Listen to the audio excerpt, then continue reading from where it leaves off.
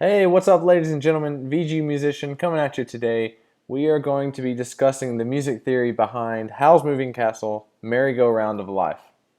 We're just going to be touching on the high points of the theory. We're not going to be going too much in depth.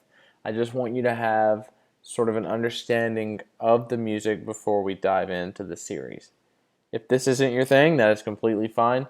Move on to the next video. Start where we actually begin playing. If you're curious about music theory and how to read sheet music, stay. I think it'll be beneficial for you to learn some of the more finer points of the piece, and it'll really help improve your playing as well. So without further ado, let's dive into the piece. I'll be using this red circle to highlight things that I'm discussing as we go through. So the first thing I have highlighted is the tempo. 63 is the tempo of this song.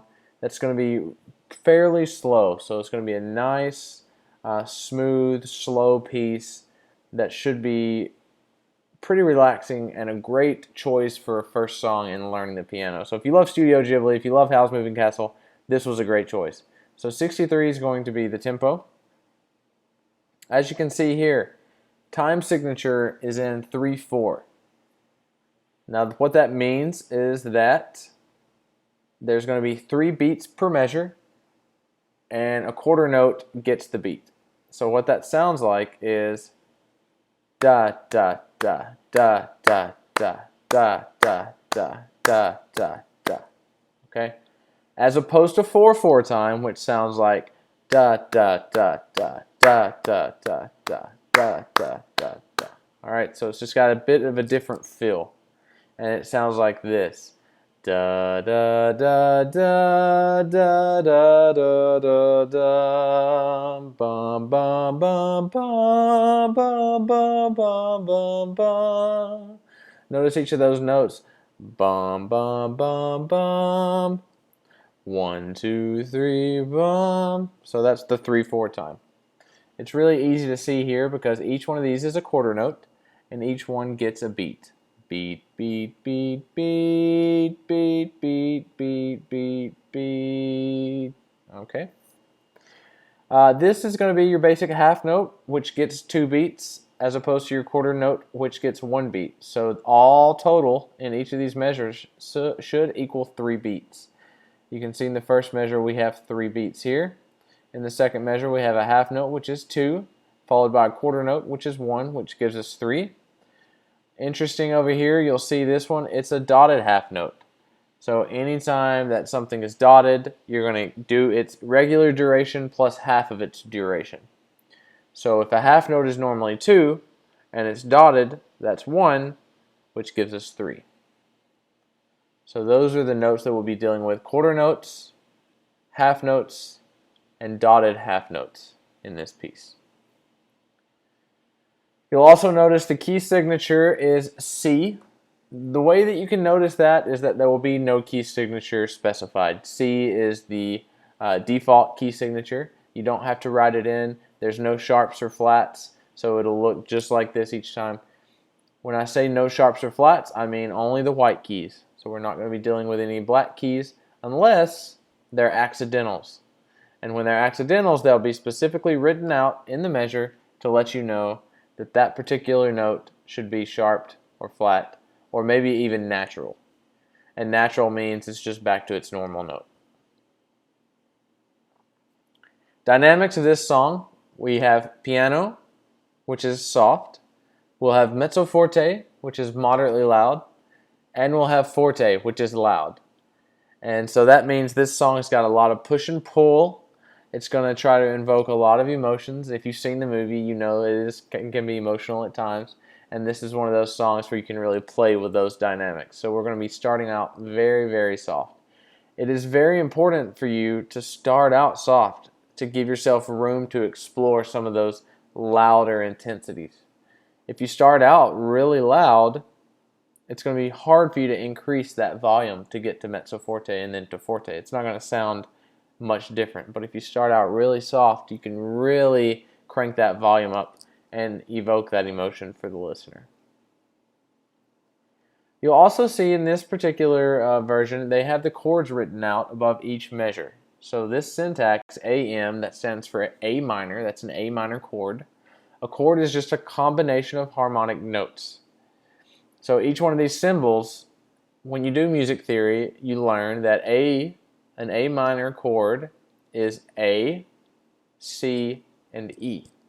And I know that because I've studied it. That's the only way that I know that. You can't tell by looking at it. You just have to know what it represents. So A minor will be the chord, and if I were a bass player, I would know that I could play the A minor chord underneath this melody and it would sound good. Or if I were playing jazz, I would know that I could play anything in the A minor spectrum and it would probably sound pretty good with this melody. But don't worry about this too much. We're not going to be really looking at these chords. They just really help jazz players and other people who want to get a little bit more creative with the bass line. We're going to be following the bass line that is written in the music. And as a refresher, when I say bass line, I'm talking about this bass clef. So when you see the bass clef symbol, you know that that's going to be the left hand. And left hand and right hand are played. This grouping right here will tell you that you need to be playing them at the same time. So everything up here is the right hand. Everything down here is the left hand. And the left hand will usually carry the bass. And the reason that's important is because the bass line is what really sets the expectations in your ear. When the bass plays a note, it really sort of grounds you and sets the context of what you want to expect. Everything is relative in music. You have to remember that. Relativity is key. So someone's got to be steering the ship and creating and crafting that picture for your ear to listen to. And it's the bass that sort of sets the stage, and it gives the melody the freedom to roam around the stage in a way that makes sense to your ear. So that's the importance of the bass. That's why I think piano and keyboard is such a beautiful instrument, because you can take care of setting the bass and creating the melody all on your own. So with the left hand, the very first thing we're going to be playing is a whole rest. That means the left hand is going to be resting for the entire first measure. And then we have this rhythmic pattern here for I think the next 6 or 7 measures. And it's going to be boom, rest, rest, boom, rest, rest, boom, rest, rest. So that's 3 beats. This is a quarter rest. So that's 1, 2, 3, because we have a quarter note and 2 quarter rests.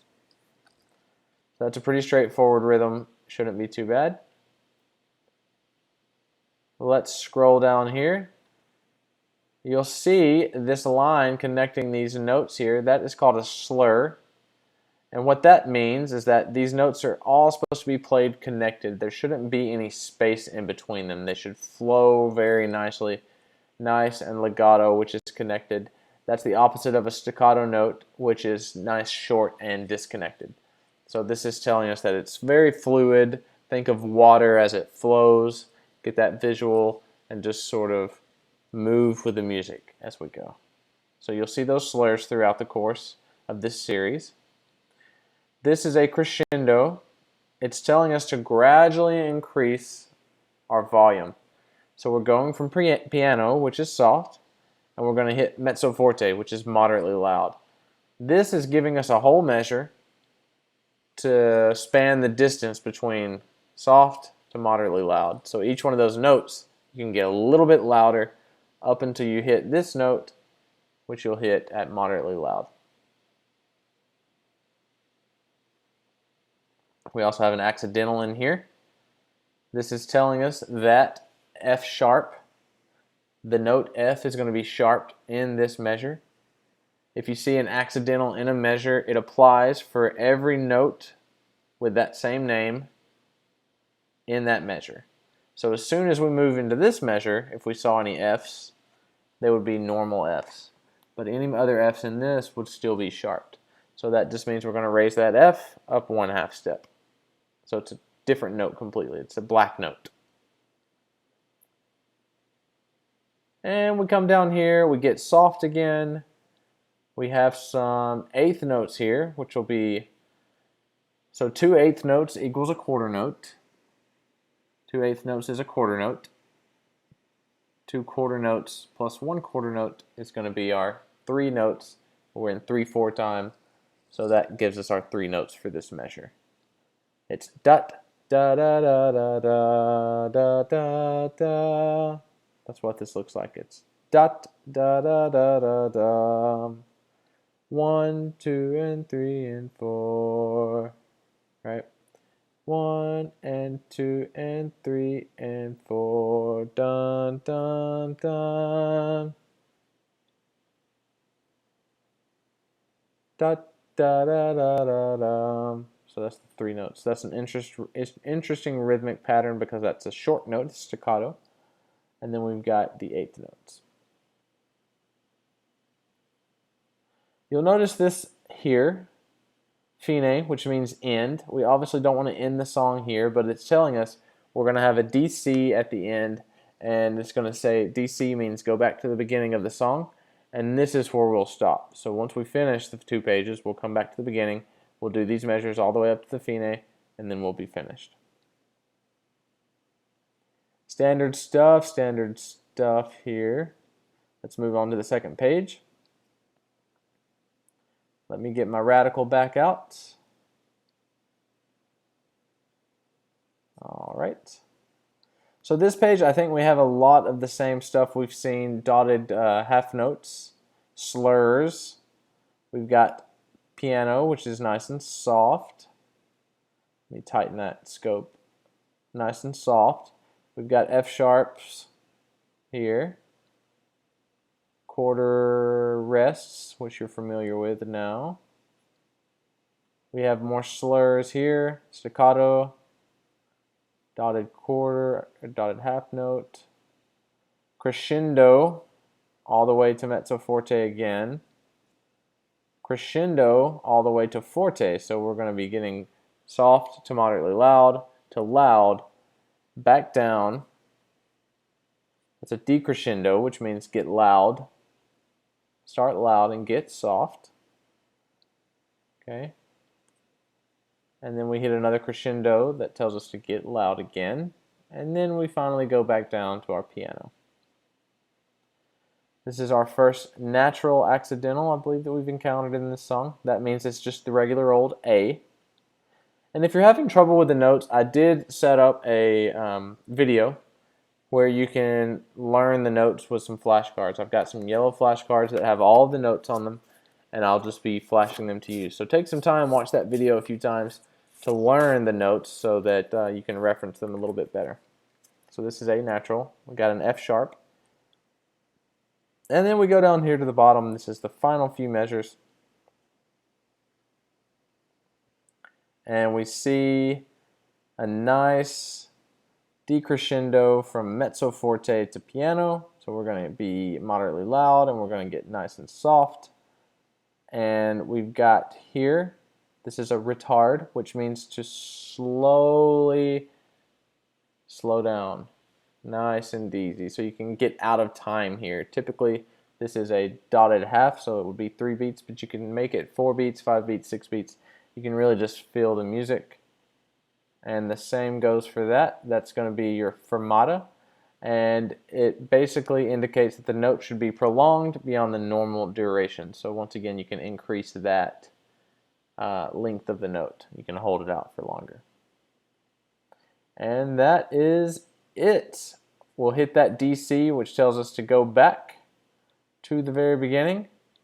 And we'll play the first 8 or 9 measures again till we hit here, and then the song is done.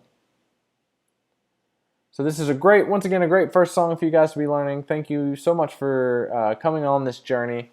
I really hope you enjoy it. And we'll be getting started with the first few measures. I haven't decided how many we'll do at a time.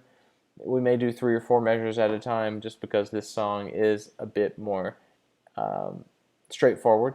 I do have another video series going on concurrently, Super Mario Brothers, the background music. So if you're interested in that, go get that a like as well. And thanks again, everyone. Looking forward to it. Bye-bye.